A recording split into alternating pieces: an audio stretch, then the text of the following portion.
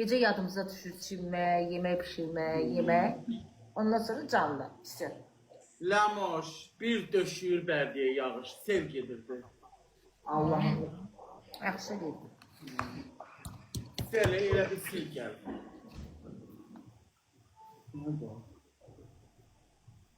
Apşi? Bir dənə.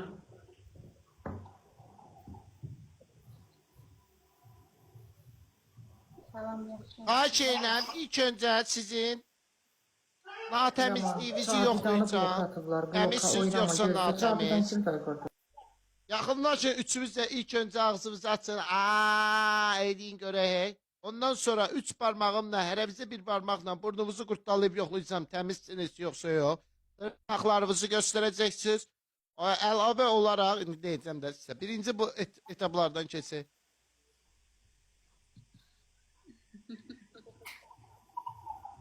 Aya! Niye gecikmişsən? Sən and verirəm Allah. Allah günü tümüb çıxmışam Quranın adına. Ne oldu elə sən bu vaxtlar çinməlisən?